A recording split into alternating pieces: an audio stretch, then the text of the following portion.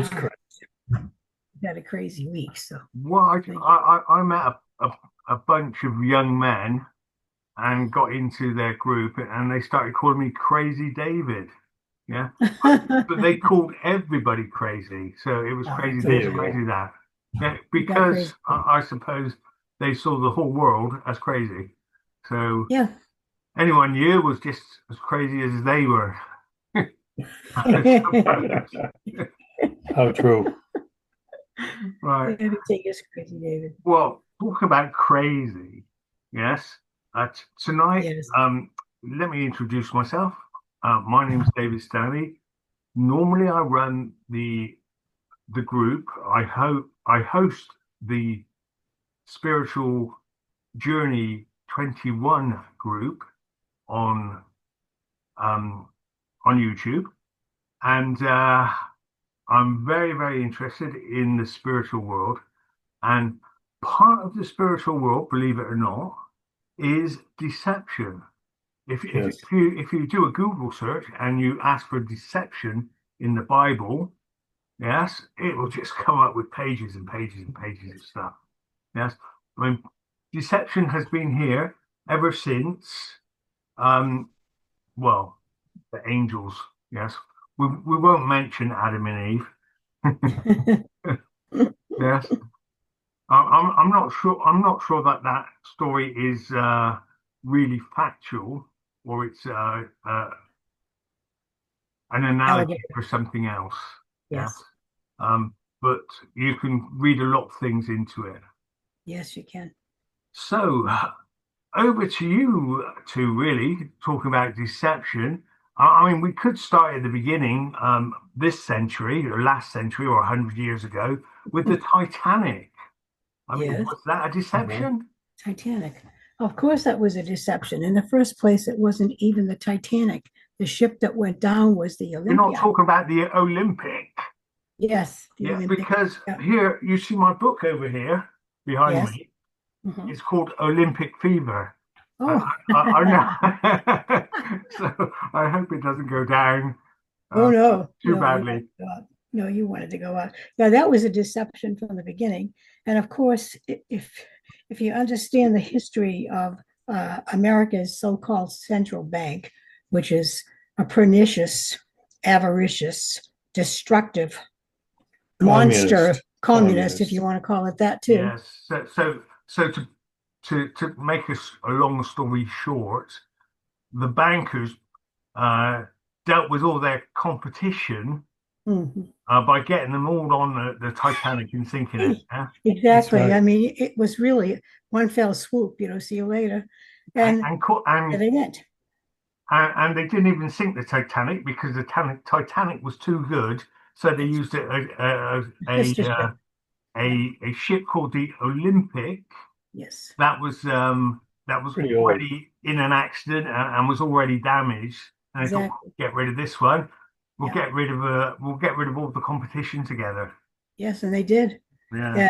And that's the type of thing that those entities do because they're in a position of power. They can manipulate multiple levels of existence. So they pretty much have gotten what they wanted because they are very masterful at deception. And unfortunately, the average human, whether it's in America or England or Scotland or Wales or Ireland or anywhere in the world, they do not recognize how deceptively this world is orchestrated and how it's run and how the people who are the boots on the ground, which we would call the communists and all of the so-called wacko progressive liberals, and those are all titles which don't really apply to these people, but they think they do, and how they have been manipulated into doing the dirty work for the people at the top. I mean, we chuckle over this mirthlessly, if you will, because these folks think that they're actively working for the people, for the little guy, for the working gal, and we're going to do this. And meanwhile, the folks at the top, the uber rich, are laughing all the way to the bank while these folks are being shredded into pieces every day because they're economic slaves on a treadmill going round and round and round. They have no clue. And they get out there and they protest with their signs, or they have little demonstrations, or they blow something up, or whatever. Nothing changes. It's just the same thing. It's the same MO that's been going on forever. So after a while, you would think that people with a few brain cells still working would say to themselves, wait a minute, this has all been done before. Why doesn't anything ever change? Well, you're missing a few pieces. They're not going after the actual bad guys, if you want to put them in that terms. They're going after the symptoms, the superficial, the theater. And as long as the theater and superficial are going strong, which they have been pretty much consistently forever, nothing's going to change. Can I just read something from the Bible? Absolutely. At that point, Yeah. Ephesians 6:12. For we wrestle not against flesh and blood, but against principalities, against powers, against the rulers of the darkness of this world, against spiritual wickedness Yes. in high places.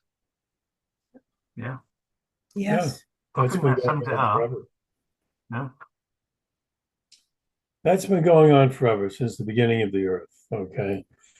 Now, as far as the Bible is concerned and stories are concerned, who knows whether they're true or not? They may be true, they may not be true. All right. None of us were there to verify them. And unless you're there to verify something, you just don't know. So subterfuge and nonsense, fraud, deception has been with us almost since the beginning. Mhm. Now, in the very beginning, I don't think it was there.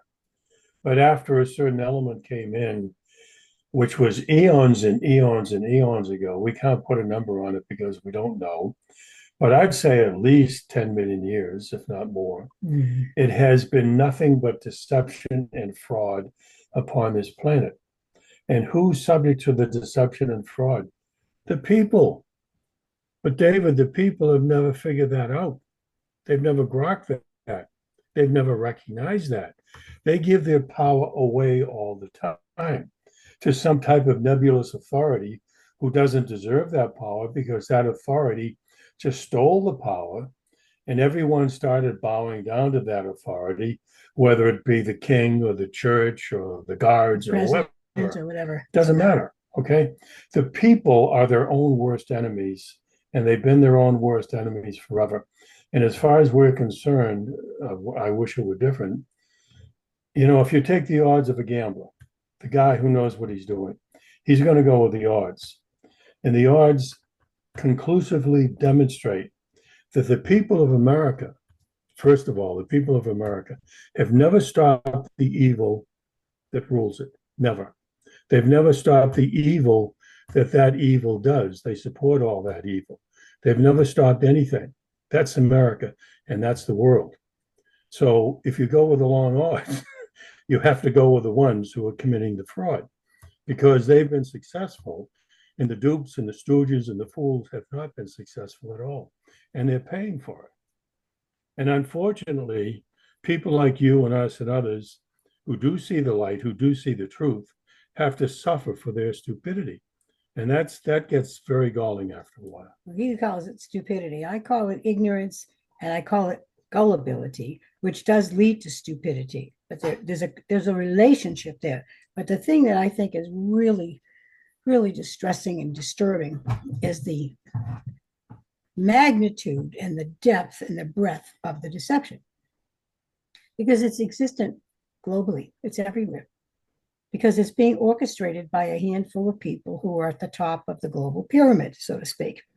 And they're running the show. They have been for a long time. And much of what has happened has been incremental so that the people get used to it. The pot of water with the frog, you don't boil it right away because he'll jump out. You just gradually raise the temperature. Well, that's what they've done here. They've gradually, over time, perpetrated one deception after another.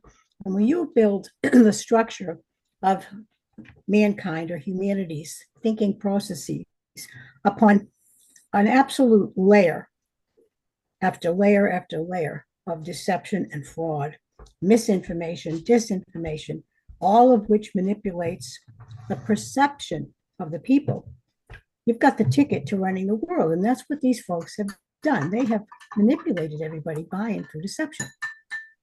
And because of that, there's what the people believe is a consensus, that you trust your government, you trust your pastor at church, you trust your no one. educators at school, whatever it is, you trust them, because after all, they're in a position of authority, and you're just a low little thing. You don't really know anything. And the few people who have the temerity to stand up and say, I question this, they're branded crazy, or radicals, or destructive, or obstructionist, or aggressive, or anarchist, or Like whatever, Jesus whatever label you want to use. and Socrates, Aristotle. Anybody that has the temerity to speak up is, he's kicked out of the game. And, I can tell that you're a fellow that's probably spoken up a number of times and maybe got labeled a few times as well, just as we have. This has been going on with us since we were kids, both of us.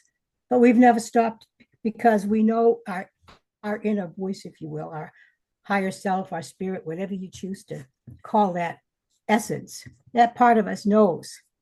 And it's got a guidance system that goes and recognizes truth and recognizes falsehood. And sometimes that's a blessing and sometimes it's a curse.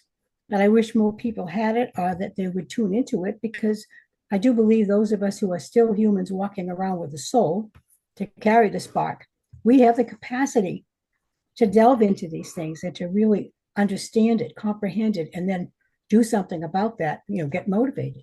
But not enough people will do this. And I don't know whether it's because their souls have just gone to sleep, or whether it's because they are afraid of breaking the mold, stepping outside that norm and being different. As far as I'm concerned, we have a lot of soulless people on this planet. They exist as humans, but there's nothing of the essence within them. And I mean nothing. And these are the people who rule the world. And these are the people who live in the world. And I would say that's the majority of the world. Now, if we had people who really had souls and had essence, then they would stand up to this nonsense and stop it. But again, I go back to the position of stopping, not just dealing with, stopping. Yeah. Okay. Humans have never stopped evil once on this planet, once in millions and millions of years. Not as a society, not as an aggregate. There have been individuals who have done that. So I don't want to say that no one's ever done anything. I know that they have individually, and maybe a small group here and there. But when it comes to a societal level, never. No. Well, what about 9/11? Surely that was the truth. Surely Bush was telling us the truth. Of course it was. Nonsense. I actually had a dream the morning of 9/11. This is a true story. I want to talk about spirit. I was waking from a dream, and I said to Jack, I had the strangest dream. And he said, what was it about? And I told him what the dream was about, that I had dreamt of all people, George W. Bush, a man who I don't really particularly like. I don't. Is that the son? Yeah, George W. is the son. Yeah. I don't particularly like the man. I don't admire him. I don't have any positive feelings about him at all. The wobbly one. The wobbly one. That's the one. And I dreamt of him. He was riding on either a large pony or a small horse. And he had this great big hat, like a 10-gallon hat, like they wear in Texas sometimes. And he was falling sideways as if he was going to slip out of the saddle. And the horse or the pony took him into this, like a circular arena, like maybe a cowboy rodeo arena. And there was sawdust there. And there was an arena full of people. And in the front row, I could see his parents and a lot of the people who were, in his entourage at the time, part of his administration, et cetera. And they were all looking at him with scorn. And he was falling out of the saddle saying, please, somebody help me, I'm falling, help me. And then he started to slip to hit the sawdust, and I woke up abruptly. And I thought, what the heck was that all about? That was strange. And there were people in there like Dick Cheney and some of the Rumsfeld and some of the people who were foremost in his administration. Colin Powell, all of them I perceived to be liars. Evil. Well, we got up and I started getting ready to make breakfast and put some coffee on, and our phone rang. It was, I don't know, around 9 in the morning or whatever. And it was this little fellow that we used to help out from time to time, who was really quite aware of the world. He had been in sort of journalism for a bit and had a very illustrious family and kind of knew the ins and outs of things as we did.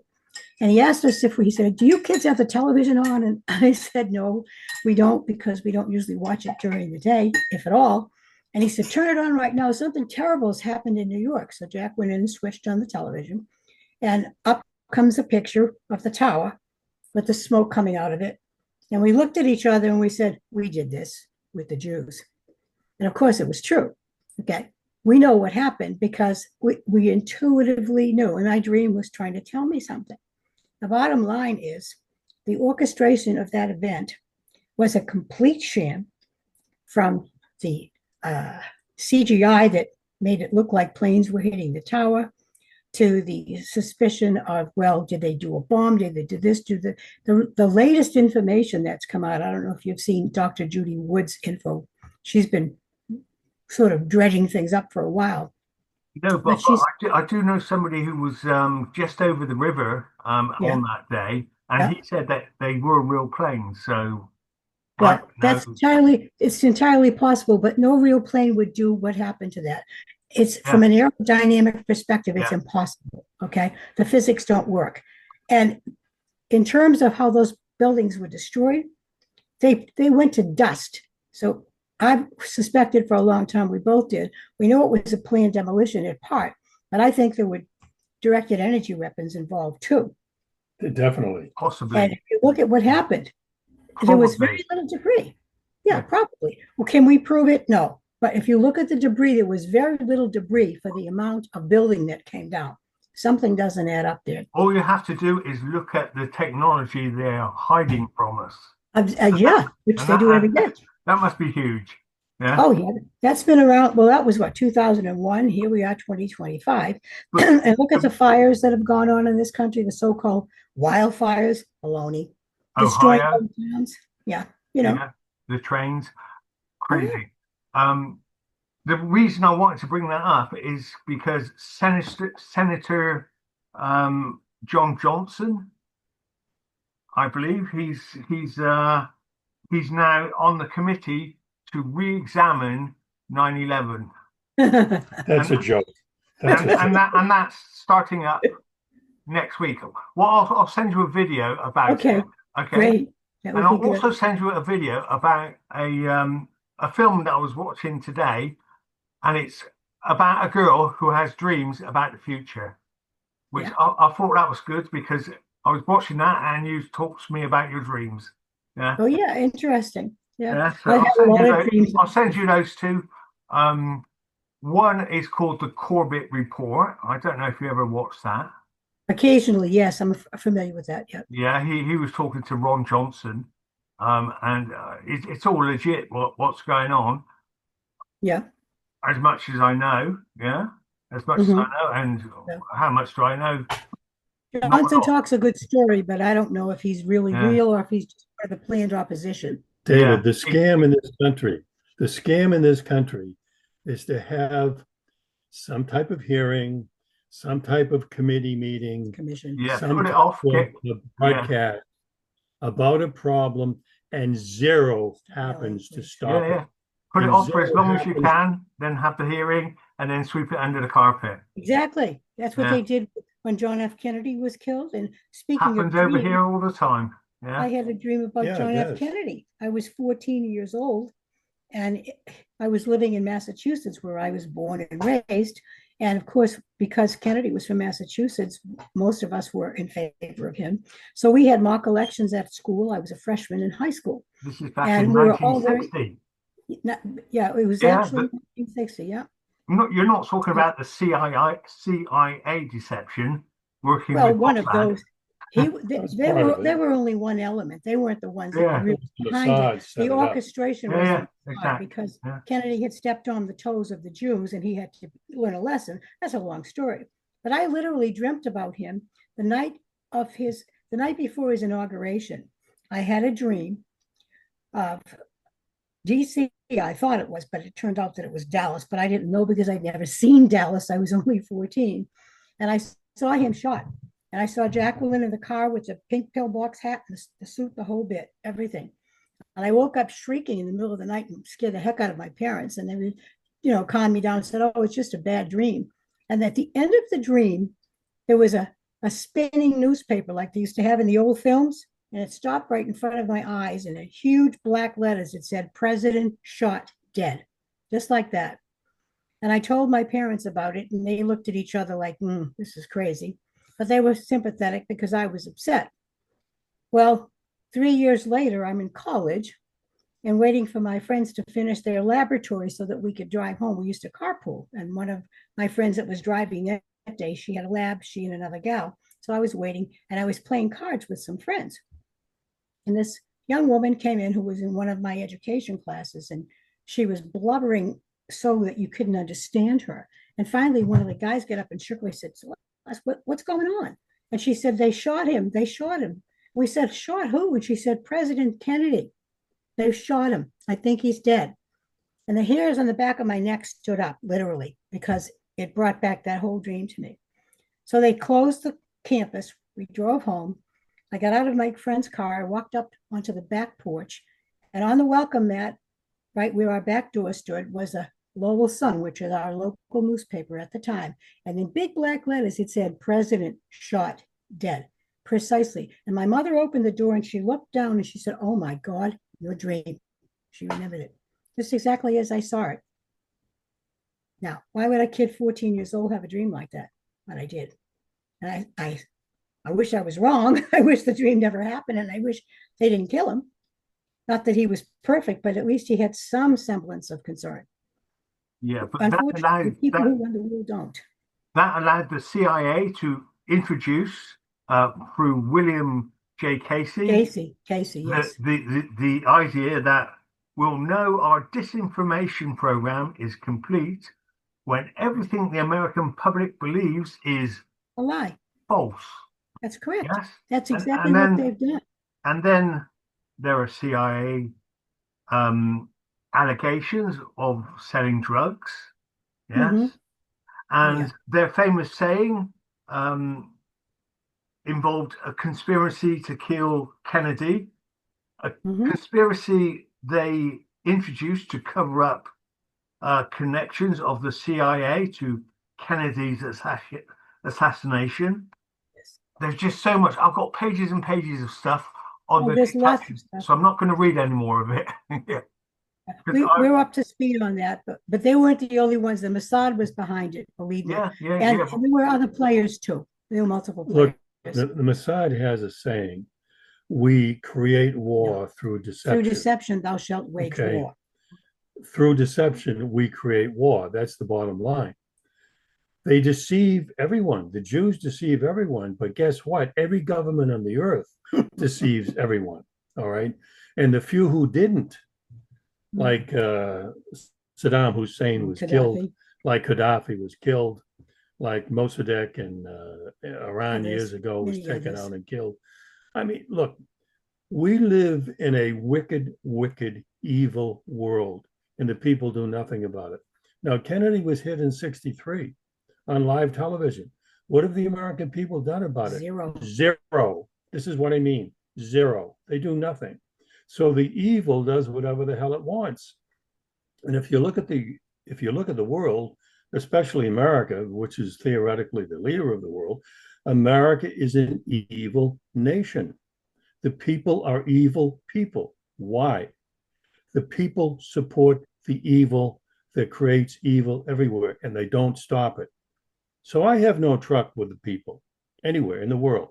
Okay.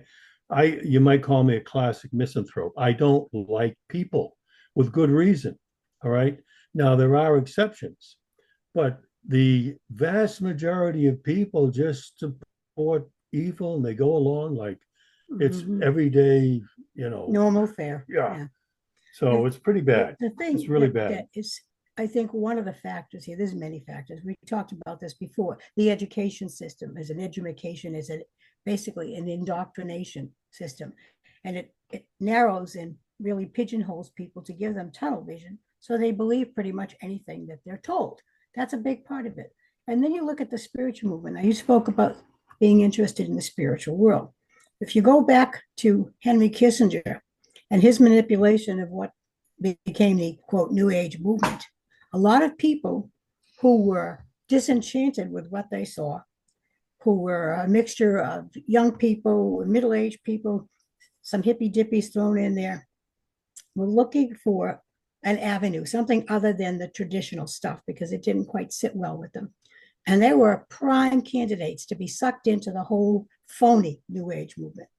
Not that a New Age is impossible, not that spirituality is impossible or wrong. I don't mean that at all. But what I saw from the beginning was that this was a perfect opportunity to draw people into something and distract them with nonsense.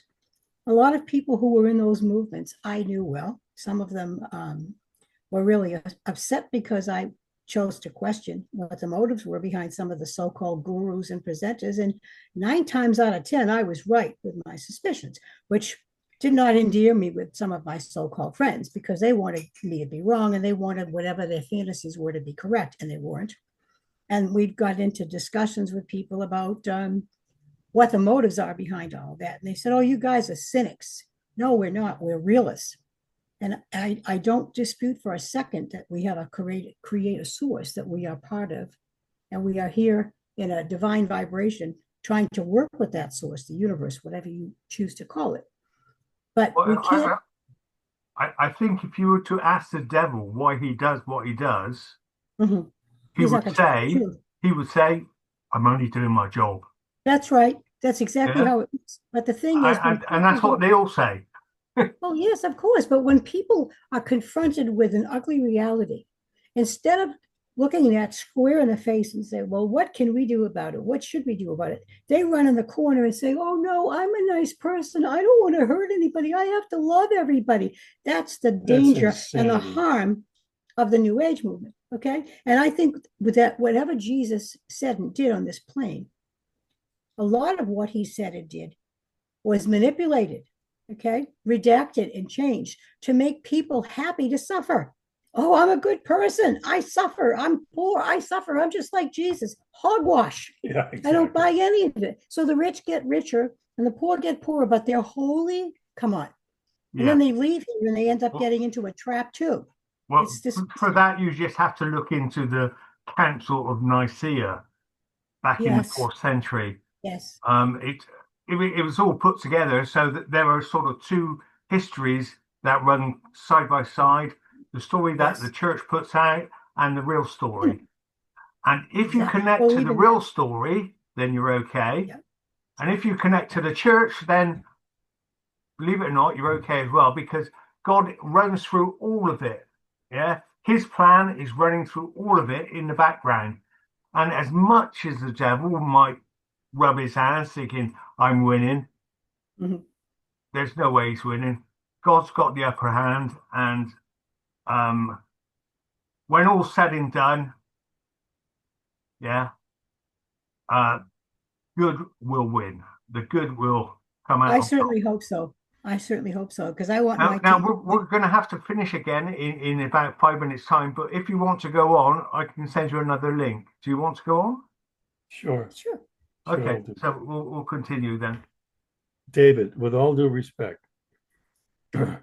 good has never won on this earth. Now, as we discussed before, good may have won in individual situations, but we talk in societies. Good has never won in any societal situation ever since the beginning. And if there is a good God, well, let's put it this way, if we have evil and we have the opposite, which is good, then there's a God of evil and there's a God of good. And if the good God allows the evil God to do what he is doing to the people of the earth, then in my opinion, the good God is evil as well. Because if you allow evil to continue, you are evil. That's how I look at it. It's logical. It makes sense. It makes sense up to a point. there is a point where you've got to rise above that. But I mean, I am not here to convince you of anything else. But you might like to read my new book when it comes out, and perhaps that will shed some light on the situation. Yes. Sure. Um, We're avid See, readers. the way we see it, the so-called people of God, okay, are not leaders. They're not innovators. Yeah. They're not creative. Okay. They're followers. They're not doers. They're followers. Okay. There's a difference between a doer and a follower. And the followers simply follow and accept what's given to them without any objection, question, or any opposition whatsoever. And how the hell can you win with a society like that? Like in America, the American people just accept everything that evil gives them without questioning. How do you win? We don't. And I think last time over this broadcast, I said in 5 years, it's all over here. It's finished. were And you that's ever because the people. Jack? Were you ever in the army? No, and I don't believe in the military at all. I think it's absolute evil. For people to kill people is evil. When you kill people, you're doing the bidding of evil to kill people. No, I don't agree with the military. As a matter of fact, I'd like to see the military, the American military, pass out of existence this second. Okay, it's an evil organization. Fair enough. I would argue that there's good and bad in everything. Yes. So I was in the army, and what I learned was you just get on with it. You just do what you're told. Yes. That's right. That's right. Which is not a very good, which is not a good attitude to have, except if you're doing it for a reason. I was doing it for a spiritual reason. Yeah. And I had my own reason for that. So, but I didn't want to be a soldier, not really. But I went through it, and it was an interesting experience. And I did get a lot of experience out of it. But one of the sayings is, ours is not to reason why, ours is but to do and die. Now, in that same plan, you could say God is the field marshal, and ours is not to reason why, ours is but to do and die. And I don't think God wants weaklings. God wants people of strength who don't take orders from evil. He wants you to and everyone takes orders from evil. That's why evil continues. We have to oppose the evil, and we don't. Remember the old saying, what if they gave a war and nobody came? And I said way back when I was in high school that instead of sending our sons and daughters and brothers and sisters and fathers and mothers to war to suffer and die in places they've never heard of for people who've never harmed them in any way, why don't we send the political leaders and let them go duke it out? Let them suffer. They can play chess if they want to. They can box it. I don't care. There's no reason in a sane and civilized world that we should ever have another war. Ever. There's no reason. My mum used to say, well, if everybody just stands up and says no, then that's right. Yeah. I'm not going. He said no for Vietnam. He said, I'm not going. I'm not into this. This is bullshit. I'm not going. And that's what everybody should do. They asked me to go into a live situation, but I had a choice. I had a choice. And I said, no, sir. That's the first time that was so wonderful to say that. No, sir. Yeah. No is a good word sometimes. Yeah, it really is. Yeah. You have to be discerning. And we don't need to put everybody down. I know a lot of people go into the military for their own reasons, and sometimes it does them some good. But the overall idea of military, the very thought of it, is aggressive.